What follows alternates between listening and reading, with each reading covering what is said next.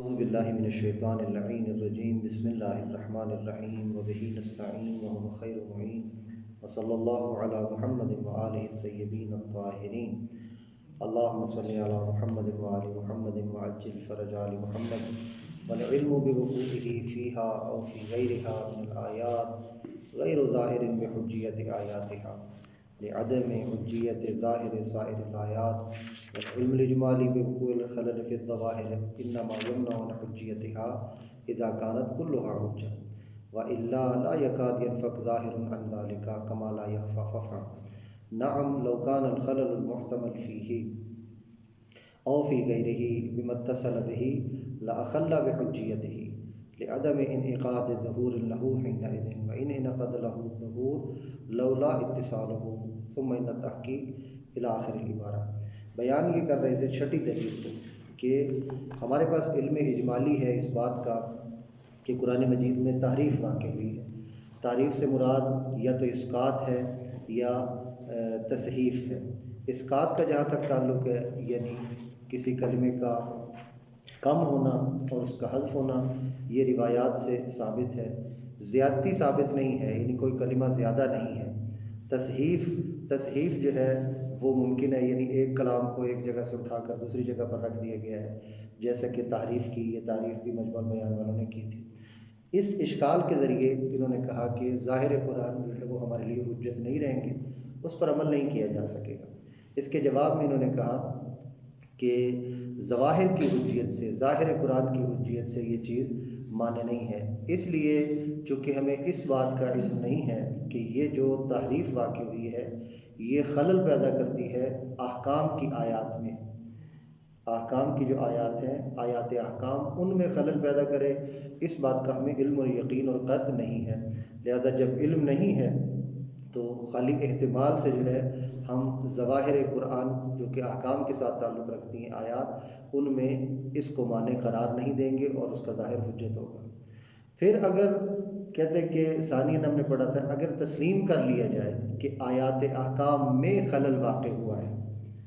ٹھیک ہے، اگر ہم یہ مان لیں کہ خلل واقع ہوا ہے، اولا تو کہا کہ اس میں خلل ہی نہیں ہے، ظواہر میں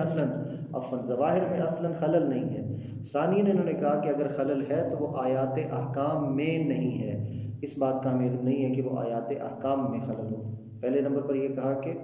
اصلاً خلل نہیں ہے، ظواہر میں خلل واقع نہیں ہوتا تحریف سے۔ ثانیاً یہ کہا کہ آیات احکام میں خلل نہیں ہے، اگر خلل ہے بھی تو وہ تحریف کی وجہ سے خلل آ رہا ہے دوسری آیات میں، وہ آیات جو کہ تاریخ کے ساتھ، قصص کے ساتھ تعلق رکھتی ہے، مواعظ حسنہ کے ساتھ تعلق رکھتی ہیں، ان میں جو ہے وہ خلل پیدا کر رہی ہے۔ یہ دو باتیں بیان کرنے کے بعد اب اگر یہ کوئی کہتا ہے کہ ٹھیک ہے آیات احکام میں خلل پیدا نہیں کر رہی، یہ ہمارا علم اجمالی تحریف والا، اور تحریف کے بارے میں ہم نے جو کہا کہ واقع ہوئی ہے، روایات اس کی شاہد ہیں، یہ آیات احکام میں خلل پیدا نہیں کر رہی ہیں، لیکن آیات غیر احکام میں تو خلل پیدا کر رہی ہیں۔ جب آیات احکام اور آیات غیر احکام میں دیکھا جائے تو ٹھیک ہے، ظواہر احکام میں جو آیات کے ظواہر آیات احکام کا ظواہر ہے، ان میں یہ خلل جو ہے یہ ثابت نہیں ہے، اس کے بارے میں ہمیں علم نہیں ہے، لیکن آیات غیر احکام میں یہ حجت ہونا چاہیے، یعنی یہ علم اجمالی حجت ہونا چاہیے، اور اس کے ظواہر جو ہم اخذ نہیں کر سکیں گے۔ تو جب دونوں کے بارے میں علم اجمالی ہے، ولو ایک جہت سے ہے کہ آیات احکام میں نہیں ہے لیکن آیات غیر احکام میں تو ہے، تو یہ علم اجمالی کیوں منجز نہیں ہے؟ یہ منجز ہے اور معنی بنے گا ظواہر کو اخذ کرنے سے۔ دوسرے لفظوں میں اگر یوں کہا جائے کہ ہمارے پاس ایک آیات احکام کے ظواہر ہیں اور ایک آیات غیر احکام کے جو ہے وہ ظواہر ہیں، ہمارا علم اجمالی موجود ہے ہمارے پاس اس بات پر کہ آیات میں جو ظواہر ہیں ان میں تحریف ہوئی ہے۔ آپ اگر یہ کہتے ہیں کہ آیات احکام کے ظواہر میں نہیں ہوئی ہے تو دوسرے میں تو ہوئی ہے، کہتے ہیں دوسرے میں یعنی غیر آیات احکام میں تحریف کا وقوع جو ہے وہ ضرر رساں نہیں ہے، یعنی اس میں اگر خلل ہو بھی جاتا ہے تو اس سے فرق نہیں پڑتا، وہ اس کی حجیت سے یعنی ظواہر کی حجیت سے مانے نہیں ہے۔ کیوں مانے نہیں ہے؟ اس لیے چونکہ علم اجمالی منجز ہوتا ہے اور علم اجمالی نافذ ہوتا ہے اس صورت میں جب تمام میں وہ حجت ہو،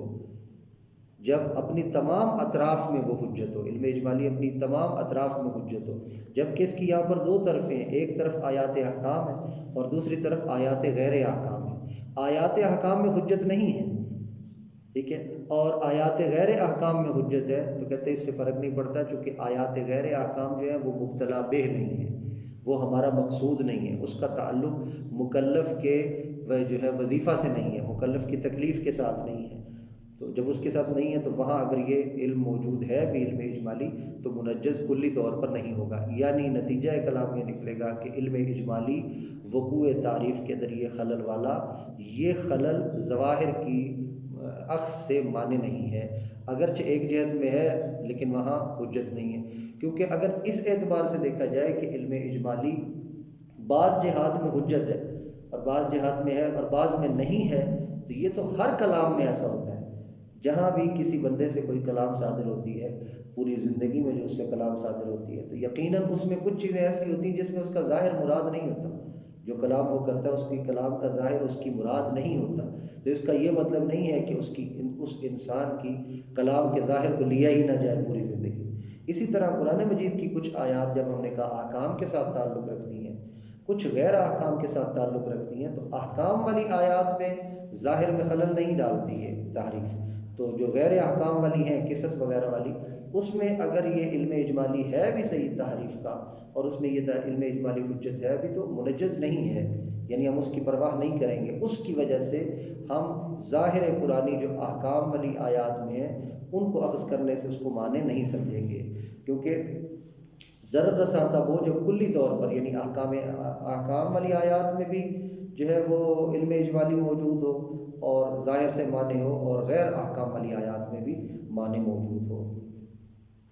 والعلم بوقوعہ فیہا، کہا تھا کہ اولاً تو خلل نہیں ہے ظواہر میں تحریف کے ذریعے، اور اگر خلل ہے تو آیات احکام میں وہ خلل نہیں ڈالتی۔ اب اگر کوئی یہ کہتا ہے نہیں، ان قلت اور قلت کا جواب سمجھیں، والعلم بوقوعہ فیہا او فی غیرہا من الآیات، یعنی سمجھ لیجئے کہ یہ اگر کوئی سوال کرتا ہے، سوال کس اعتبار سے کہ ٹھیک ہے ہمارے پاس علم اجمالی تو ہے نا، علم اجمالی ہے کہ یا آیات احکام میں یا آیات غیر احکام میں، احکام والی آیتیں یا غیر احکام والی آیتوں میں تحریف واقع ہے، اس بات کا علم اجمالی ہے یا نہیں؟ والعلم بوقوعہ فیہا او فی غیرہا من الآیات، فیہا یعنی فی آیات الاحکام، فی غیرہا فی غیر آیات الاحکام، احکام کی آیات اور غیر احکام کی آیات میں تحریف کا جو ہے وقوع، اس بات کا ہمیں علم اجمالی ہے۔ جب علم اجمالی ہے تو علم اجمالی حجت ہے، علم اجمالی حجت ہے تو ظاہر قرآن پر آپ عمل نہیں کر سکتے ہیں۔ اگر کوئی یہ کہتا ہے تو اولاً کیا کہا انہوں نے، کہا کہ تحریف موجود ہے قرآن مجید کے بارے میں، تحریف کا ہمیں علم اجمالی ہے، جب علم اجمالی ہے تو ظاہر جو آپ لیتے ہیں ہو سکتا ہے یہاں تحریف ہو۔ انہوں نے کہا اولاً تو ظواہر کے ساتھ اس کا کوئی تعلق نہیں ہے، کیوں بھلا؟ اس لیے کہ یا تو اسقاط ہے، یعنی وہ شے جو ہے اپنی جگہ سے ہٹ، یعنی ساکت ہے، کلمہ ہی موجود نہیں ہے تو ظہور سے وہ خلل نہیں پیدا ہوتا، کلمہ ہی وہاں موجود نہیں ہے، ٹھیک ہے، تو خلل پیدا نہیں ہوتا، یا یہ ہے کہ تصحیف ہے، ہم کہتے ہیں جو لفظ موجود ہے اس کے ظہور کی بات کر رہے ہیں، اولاً ظواہر کے ساتھ اس کا تعلق نہیں ہے تحریف کا، اور اگر ہے بھی تو آیات احکام کے ساتھ نہیں ہے۔ تیسرے نمبر پر وہ یہ کہتے ہیں کہ فرض کریں چلیں ٹھیک ہے دونوں میں سے کسی ایک کے ساتھ تو ہے، جو آیات غیر احکام ہیں ان کے ساتھ تو تعلق ہے، تو علم اجمالی یہاں منجز ہونا چاہیے۔ کہتے ہیں یہ اگر کوئی کہتا ہے تو غیر ظاہر بحجیت آیاتہا، یہ علم اجمالی ضرر رساں نہیں ہے بحجیت آیاتہا، آیات احکام، احکام کی جو آیات ہیں ان کی حجیت، یعنی ان کے ظاہر کی حجیت، ان کی حجیت سے یہ ظاہر نہیں ہے، یعنی یہ نقصان نہیں دیتا۔ لعدم حجیت ظاہر سائر الآیات، اس لیے کہ تمام آیات، سائر الآیات یعنی احکام کی آیات اور غیر احکام کی آیات، یعنی حتی غیر الاحکام، تمام آیات جو ہیں ان کا ظاہر حجت نہیں ہے، یہ ہمیں پتہ ہے، تمام آیات کا جو ظاہر ہے وہ حجت نہیں ہے۔ ہم بات کر رہے ہیں احکام کی آیات کی، وہ اس کا ظاہر حجت ہے، اور یہ تحریف کا جو علم اجمالی ہے اس کو ضرر نہیں دیتا، کیونکہ اس میں اکثر جو ہے وہ ظاہری لفظ موجود ہیں اور ظاہری معنی مراد دیے گئے ہیں۔ جہاں تک تمام آیات کے ظاہر کی بات ہے، تمام آیات کا ظاہر حجت نہیں ہے۔ جیسا کہ میں نے کہا کہ اگر تمام آیات کا ظاہر حجت ہو تو پھر یعنی اس سے کیا ثابت ہوگا؟ یہ علم اجمالی کی مخالفت ہوگی۔ علم اجمالی کی مخالفت ہم نہیں کر رہے، علم اجمالی موجود ہے، سائر آیات کا ظاہر حجت نہیں ہے۔ والعلم الاجمالی بوقوع الخلل فی الظواہر انما یمنع عن حجیتها، اور وہ علم اجمالی جو ظواہر میں خلل واقع کرتا ہے اور جو ظواہر کے عکس سے مانع ہوتا ہے، انما یمنع عن حجیت الظواہر، وہ ظواہر کی حجیت سے مانع تب ہوتا ہے اذا کانت کلھا حجہ، جب وہ تمام کا تمام حجت ہو۔ علم اجمالی کلھا سے مراد کیا ہے؟ یعنی کانت کلھا حجہ، یعنی تمام اطراف میں وہ حجت ہو۔ اب یہاں پر اس کی دو طرفیں، آیات احکام میں علم اجمالی تحریف کا اور آیات غیر احکام میں علم اجمالی تحریف کا۔ تو آیات احکام میں جب وہ حجت نہیں ہے اور حجت ہے فقط آیات غیر احکام میں، تو اس کا مطلب یہ ہے کہ ایسا علم اجمالی منجز نہیں ہوتا، کیونکہ یہ تو ہر جگہ پایا جاتا ہے، یہ پھر کوئی خاص یہاں نہیں، ہر کلام میں کہیں نہ کہیں جو ہے تحریف اور ظاہری معنی مراد نہ لینے والا عنصر پایا جاتا ہے۔ وَإِلَّا، اور اگر ہم کہیں کہ تمام حجت ہے، وَإِلَّا یعنی اذا کانت کل، وَإِلَّا لا یکاد، یعنی اگر تمام حجت نہیں ہے، جیسا کہ اس مورد میں ہے، آیات میں حجت نہیں ہے علم اجمالی، غیر آیات والی احکام میں حجت ہے، تو لا یکاد ینفک ظاہر عن ذالک، تو ظاہر پھر اس سے جدا نہیں ہوگا، یعنی ظاہر اسی کے ساتھ خاص رہے گا۔ کس کے ساتھ خاص رہے گا؟ آیات احکام کے ساتھ خاص رہے گا، یعنی اسی کو حجت قرار دیا جائے گا، دوسرے کو حجت نہیں قرار دیا جائے گا۔ کما لا یخفی، جیسے کہ مخفی نہیں۔ ففہم اشارہ اس بات کی طرف کہ مورد ابتلا فقط جو ہیں وہ احکام کی آیات نہیں ہیں، مورد ابتلا جو عقائد کی آیات ہیں وہ بھی ہیں۔ لہٰذا آپ کا یہ کہنا کہ علم اجمالی تحریف والا یہ احکام کی آیت کے ظواہر کو ضرر رساں نہیں ہے، آیات غیر احکام کو فقط شامل ہے اور اس سے ہمارا کوئی مطلب نہیں ہے، یہ بات صحیح نہیں ہے، کیونکہ عقائد میں بھی جو آیات آئی ہیں ہم ان کے بھی ظاہر کو حجت مانتے ہیں۔ ففہم سے اشارہ اس بات کی طرف۔ اس کے بعد ایک چھوٹا سا پوائنٹ ذکر کرتے ہیں، اور اس کا تعلق اصل ظہور کی ابتدائی جو یعنی اصول کی ابتدائی ابحاث سے، وہ یہ ہے کہ ہم نے وہاں پڑھا کہ کلام میں اگر کوئی قرینہ موجود ہو، اگر کلام میں کوئی ایسا قرینہ موجود ہو کہ جو اس کے ظاہر کے خلاف پر دلالت کر رہا ہو کہ ظاہری معنی مراد نہیں ہے، تو وہاں کلام کا ظہور جو ہے وہ اس قرینہ کے مطابق ہوگا، یعنی کلام کا ظہور اس میں نہیں ہوگا کہ جو قرینہ کے بغیر سمجھا جاتا ہے۔ یعنی مثلا اگر کہتا ہے، بولنے والا کہتا ہے رأیت اسدا یرمی، تو یہاں پر یہ یرمی کا قرینہ بتا رہا ہے کہ اسدن سے مراد اس کی وہ اسد نہیں ہے، ٹھیک ہے، اسد سے مراد اس کا حیوان مفترس نہیں ہے، بلکہ کیا ہے، اس کی مراد ہے رجل شجاع، یہ قرینہ موجود ہے۔ یہاں کلام کا جو ہے وہ ظہور کس چیز میں ہے؟ یہاں کلام کا ظہور اس کا خاص میں ہے، یعنی مجاز میں ہے، بلکہ ظہور ہی نہیں ہے اس کا ظہور اسد میں نہیں ہے، حیوان مفترس میں نہیں ہے، جہاں قرینہ متصل موجود ہو۔ اور جہاں قرینہ منفصل موجود ہوتا ہے،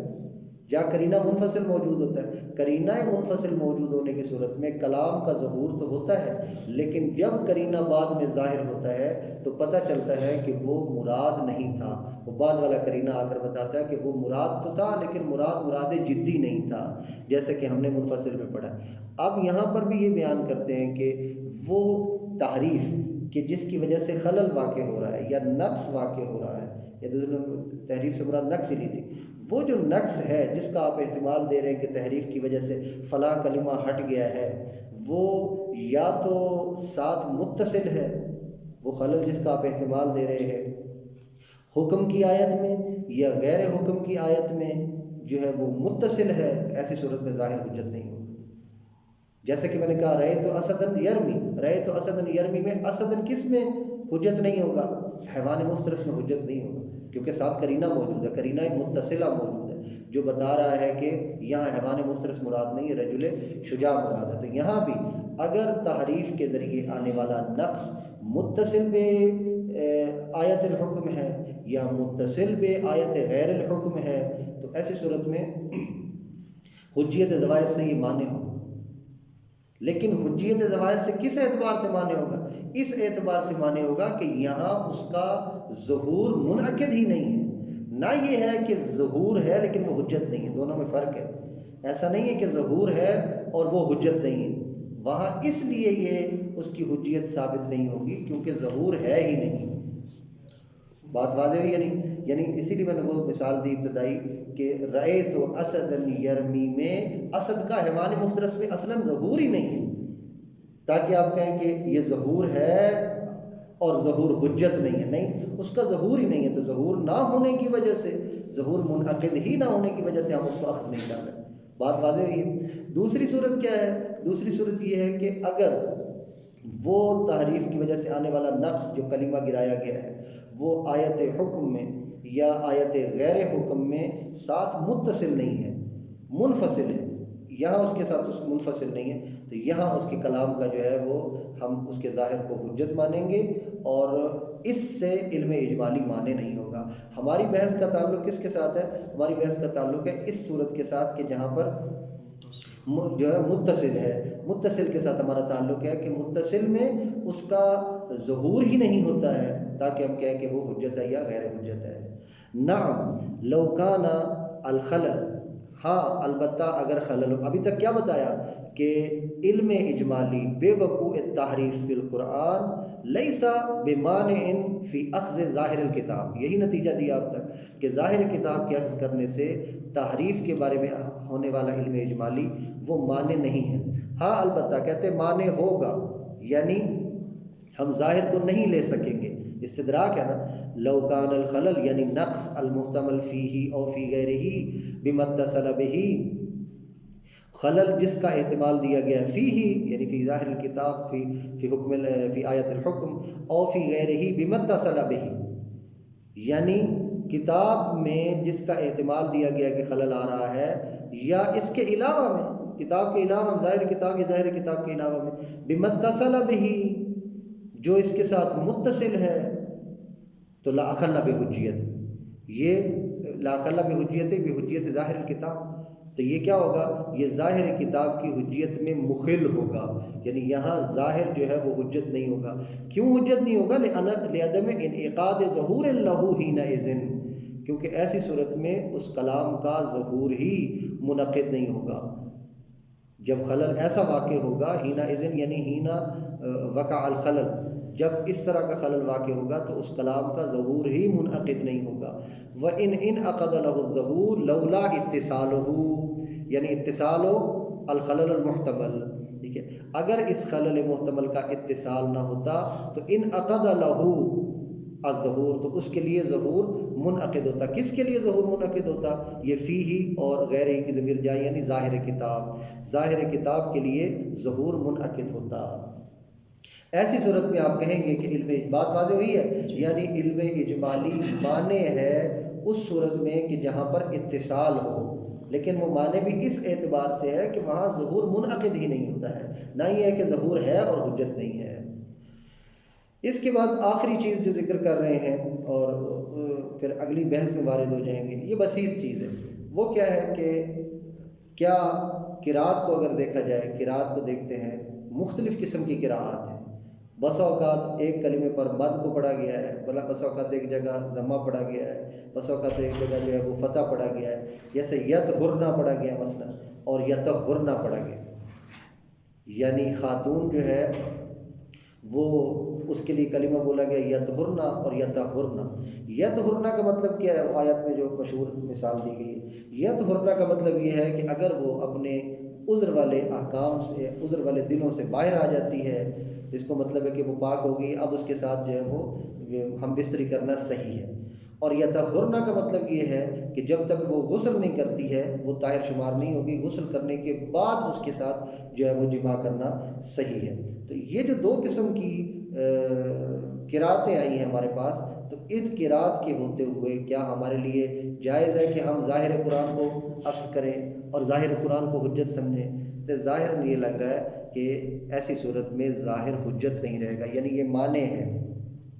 یہ معنی ہے ظاہر کے حجت ہونے سے۔ لیکن کس اعتبار سے معنی ہے؟ اس لیے کہ جب قرات مختلف ہیں تو اس سے پتہ چلے گا کہ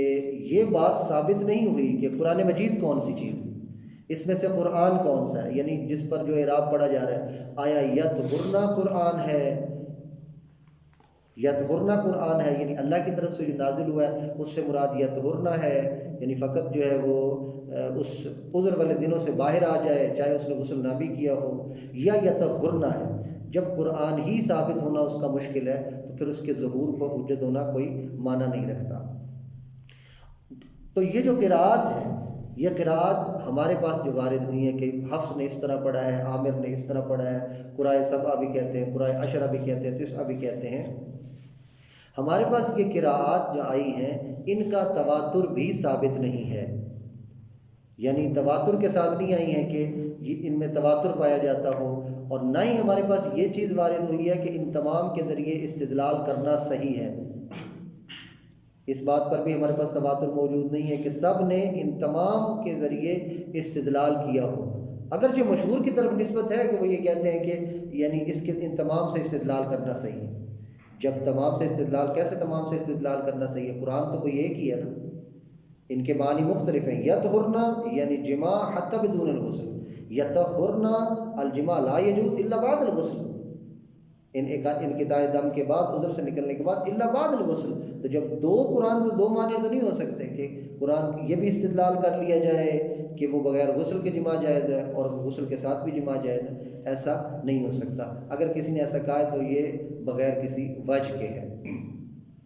زیادہ سے زیادہ جو چیز ثابت ہے وہ یہ ثابت ہے کہ اس طرح بھی پڑھا گیا ہے اور اس طرح بھی پڑھا گیا ہے۔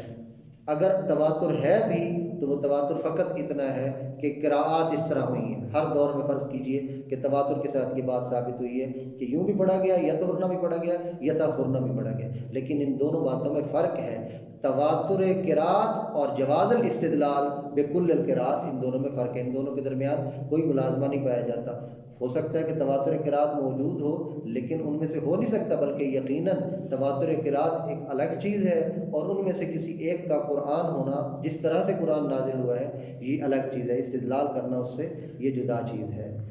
ثم ان التحقیق ان الاختلاف فی القراءت بما یوجب الاختلاف فی الظہور،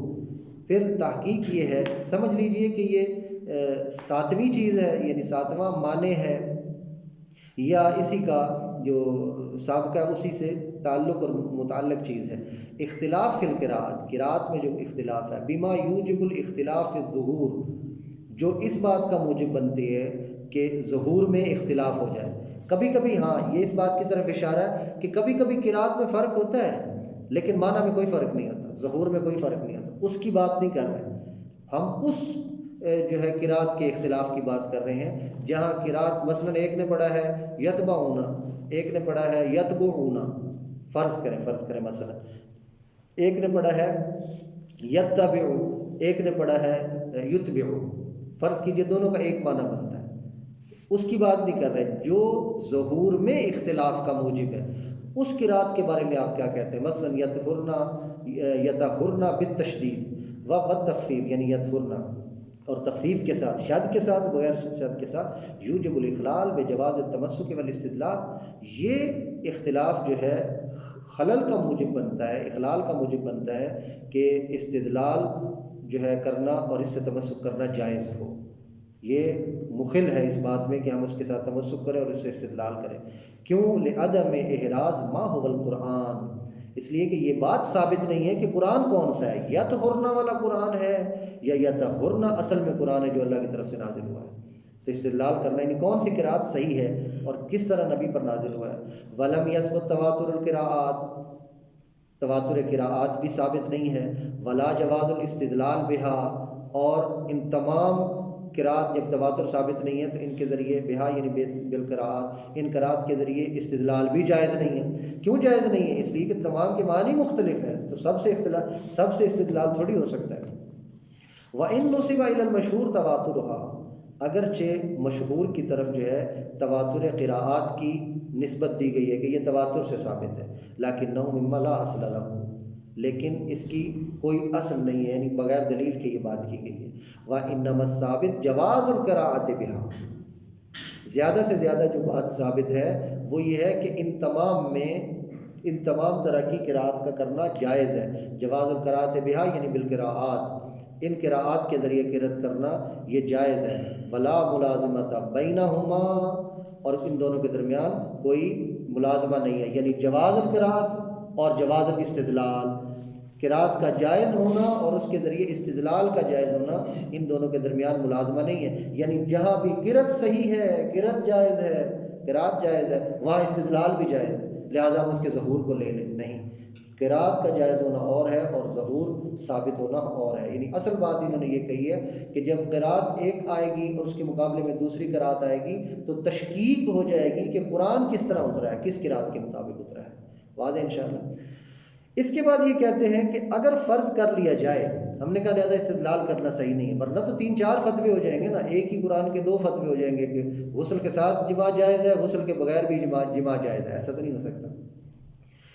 اگر یہ فرض کر لیا جائے کہ اس کسی بھی ایک قرات کے ذریعے استدلال کرنا جائز ہے، تو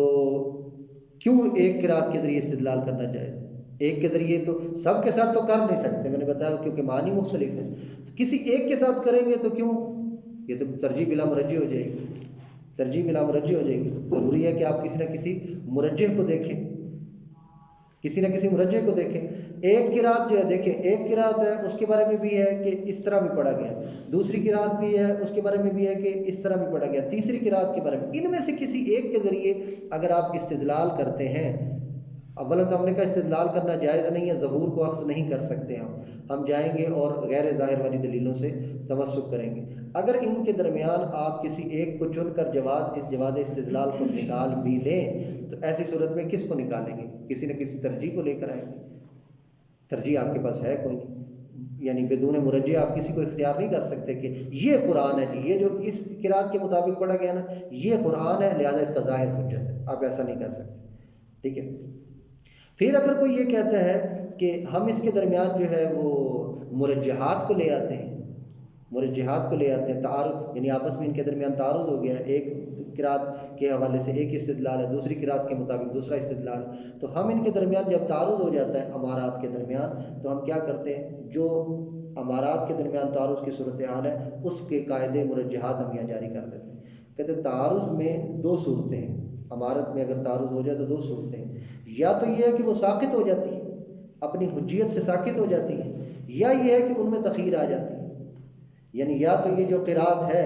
پہلی قرات دوسری قرات تیسری قرات، تعارض ہو گیا تو ساقط ہوگی، کسی پر بھی اعتماد نہیں کیا جائے گا۔ کسی پر اعتماد نہ کرنے کا مطلب یہ نہیں ہے کہ قرآن کا وہ حصہ چھوڑ دیا جائے گا، نہیں، دوسری دلیل کے ذریعے استدلال کیا جائے گا کہ اس سے کیا مراد ہے، ظاہر میں یہ حجیت نہیں رہے گا۔ تو ظاہر امارات میں سے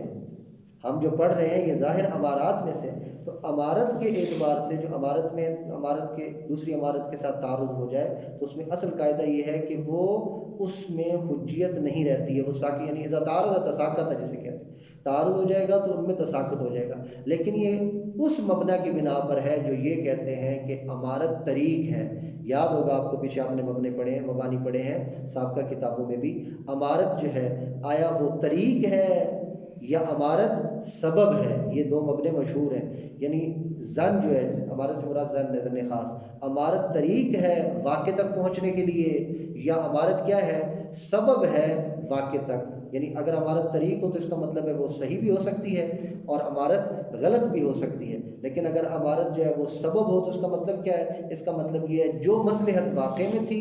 وہی مصلحت امارت کے مودع میں ہے، امارت کے مودع میں وہی مصلحت ہے، اور اس مصلحت پر آپ عمل کریں گے تو آپ کو وہی چیز حاصل ہوگی جو واقع میں آپ کو حاصل ہوئی۔ تو ایسی صورت میں آپ کو تخیر ہوگی، یعنی آپ چاہے اس قرات پر عمل کر لیں، دوسری قرات پر عمل کر لیں، تیسری قرات پر عمل کر لیں۔ بات واضح ہوئی ہے؟ امارت میں اگر آپ طریقیت کے قائل ہیں تو پھر کیا ہوگا؟ پھر آپ کسی پر بھی عمل نہیں کر سکیں گے، اور ہم کس کے قائل ہیں؟ ہم طریقیت کے قائل ہیں، ہم کہتے ہیں امارت طریق ہے، خطا بھی کر سکتی ہے، تو طریقیت کے جب قائل ہیں تو یہ پہلی دوسری تیسری چوتھی یہ ساری چیزیں جو ہیں تمام قراءات ان سے استدلال کرنا جائز نہیں ہوگا۔ اس میں ہم کیا اختیار کریں گے؟ طریقیت کے قائل ہیں تو ہم کہیں گے اذا تعارض تساقط کی طرف جائیں گے، توجہ فرمائی، اور ان کے درمیان پھر ہم جائیں گے اصل کی طرف، اصل کیا کہتی ہے ان کے بارے میں، ہم کس چیز پر عمل کریں گے۔ ولو فرض جواز الاستدلال بها، اولا تو ہم نے کہا استدلال کرنا ان قراءات میں سے کسی سے بھی جائز نہیں ہے، زیادہ سے زیادہ اس کے لیے ثابت ہے کہ ایسی قراءت یعنی جائز ہے قراءت کرنا ایسے۔ فلا وجہ لملاحظت ترجیح بینہا، لہٰذا کوئی وجہ نہیں ہے ان کے درمیان ترجیح کو ملاحظہ کرنے کی۔ یعنی اگر کوئی کہتا ہے کہ ہم مرجحات لے آئیں گے، کوئی اگر یہ کہتا ہے کہ ہم کسی ایک قرات کو سامنے رکھتے ہوئے اس کے ظاہر کو حجت مان لیں گے اور ہم کہیں گے کہ اس میں ایک ترجیح پائی جاتی ہے، کہتے ہیں ترجیحات کو دیکھنے کی ضرورت نہیں ہے، استدلال اگر ان قرات کے ذریعے جائز ہو بھی جائے تو آپ پھر بھی استدلال نہیں کر سکتے کیونکہ ترجیح بلا مرجح ہے، یہاں یوں ذکر نہیں ہے عبارت میں۔ اگر آپ کہتے ہیں کہ نہیں ترجیح بلا مرجح نہیں ہے، ہم مرجح لے آتے ہیں، تو مرجح بھی آپ نہیں لا سکتے۔ فلا وجہ لملاحظت ترجیح بینہما، ان کے درمیان ترجیح کا ملاحظہ کرنے کی بھی کوئی وجہ نہیں ہے۔ بعد کون الاصل فی تعارض الامارات هو سقوطها عن الحجیت فی خصوص المودع، کیونکہ ہمارے پاس اصل کیا ہے تعارض امارات میں، جہاں بھی امارات یعنی ظنون خاصہ آپس میں ٹکرا جائیں، ایک ظن کچھ اور کہہ رہا ہو، دوسری امارت کچھ اور کہہ رہی ہو ایک چیز کے بارے میں، تو اصل کیا ہے، وہ سقوطها عن الحجیت فی خصوص المودع، جس چیز کے ساتھ تعلق رکھتی ہے وہ امارت اس مودع میں وہ ساقط ہو جائے گی۔ یعنی یہ قرات جو ہے جس حکم کو بتا رہی ہے اس وہ حکم بھی استدلال نہیں ہوگا اس سے، اور دوسری قرات کے مطابق جو حکم اخذ ہوتا ہے وہ استدلال بھی جائز نہیں ہوگا۔ لیکن بناء علی اعتبارها من باب الطریقیت، یہ اس بات پر بنیاد رکھتے ہوئے کہ اگر امارات کو ہم من باب الطریقیت حجت مانتے ہیں، یعنی امارت طریق الی الواقع ہے، والتخییر بینہا بناء علی السببیت، مرجح تلاش کرنے کی ضرورت ہی نہیں ہے۔ اور اگر آپ سببیت کے قائل ہیں، آپ کہتے ہیں امارت سبب ہے واقع کے لیے، امارت کے معدہ میں وہ مصلحت ہے جو واقع کی مصلحت کا تدارک کر دیتی ہے، جس کے اکثر لوگ قائل نہیں ہیں، کیونکہ یہ تشبیہ رکھتی ہے کس کے ساتھ، یہ تشبیہ رکھتی ہے تصویب کے ساتھ، یعنی جو مجتہد جو مصیب ہوگا ہر صورت میں۔ والتخییر بینہا، ان قراءات کے درمیان کسی ایک سے بھی اگر آپ استدلال کرنا جائز قرار دیتے تو پھر آپ کو اختیار ہے۔ اولاً یہ ہے مع عدم دلیل علی الترجیح فی غیر روایات من سائر الامارات، یہ فلا وجہ کی طرف، اس مع کی بازگشت فلا وجہ کی طرف ہے۔ کہتے ہیں مرجح لانے کی ضرورت نہیں ہے، مرجح تو جو ہے وہ روایات کے درمیان اگر تعارض ہو جائے، روایات کے درمیان تعارض ہو جائے تو وہاں مرجح لایا جاتا ہے کہ جس کا راوی زیادہ وہ عادل ہے، افقہ جو موافق قرآن ہے، مخالف عامہ ہے، فلاں فلاں، جبکہ اگر آپ لائیں بھی صحیح تو پھر بھی نہیں لا سکتے، کیونکہ قاعدہ اولیہ ثبوت ہے، کسی سے بھی آپ استدلال نہیں کر سکیں گے، وہ ہم نے بھی کہہ دیا اگر آپ طریقیت کے قائل ہیں۔ اور اگر آپ سببیت کے قائل ہیں تو پھر آپ کو مرجح تلاش کرنے کی ضرورت ہی نہیں، آپ کو تخیر ہے، کسی ایک سے بھی کر لیں گے۔ اب یہ کہتے ہیں ما عدم دلیل علی الترجیح فی غیر روایات من سائر الامارات، روایات سے ہٹ کر، یعنی روایات جو ہوتی ہیں ان میں تعارض ہو جائے تو فقط ان میں ترجیح لائی جاتی ہے، ان کے علاوہ باقی تمام امارات میں کوئی دلیل موجود نہیں ہے کہ تعارض ہو جائے تو ترجیح کو تلاش کریں گے۔ مع عدم دلیل علی الترجیح فی غیر روایات من سائر الامارات، تمام امارات میں روایات سے ہٹ کر ترجیح پر کوئی دلیل نہیں ہے۔ فلا بد من الرجوع حینئذ، حینئذ یعنی حینا اذا تعارض، اور جب تعارض ہو جائے تو ضروری ہے کہ رجوع کیا جائے الی الاصل، اصل کی طرف، اول عموم یا عموم کی طرف۔ اصل سے مراد کیا ہے، آپ استصحاب جاری کریں، یا مثلا جو ہے اصل سے مراد کیا ہے، آپ برات جاری کریں، یعنی جو بھی اصل جس اصول عملیہ یعنی جاری کریں۔ مثلا کیا ہے، اسی یطہرن والی مثال میں جب یہ ناپاک تھی اس وقت جماع کرنا صحیح نہیں تھا، تو اب یہ اس سے پاک، اس انقطاع دم ہو گیا، اب اس کے لیے جو ہے وہ اس سے جماع کرنا صحیح ہے یا صحیح نہیں ہے۔ یطہرن اور یطہرن کے ظہور کو نہیں دیکھیں گے، وہ حجت نہیں ہے، استصحاب جاری کریں گے کہ اب بھی صحیح نہیں ہے، ٹھیک ہے، یا استصحاب جاری کریں گے کہ اب بھی صحیح ہے اگر اس کی سابقہ حالت کو اس سے بھی پہلے والی حالت کو دیکھیں گے۔ حسب اختلاف المقامات، جہاں بھی جس اصل کی شرط پوری ہوگی اسی حساب سے ہی اصل کو جاری کریں گے۔ لہٰذا کسی ایک قرات سے استدلال کرنا جائز ہو، اس کے لیے مرجح تلاش نہ کریں، کیونکہ مرجح تلاش کرنے کا فائدہ نہیں ہے۔ اگر آپ طریقیت کے قائل ہیں تو ویسے ہی ساقط ہو جائیں گے اپنی حجیت سے، اور اگر آپ سببیت کے قائل ہیں تو کسی ایک سے بھی آپ کر سکتے ہیں، اور جب کہ ہمارے پاس دلیل بھی نہیں ہے کہ روایات کے علاوہ کسی اور میں مرجح تلاش کر کے استدلال کریں گے۔ وصلی اللہ علی محمد وآلہ الطیبین الطاہرین۔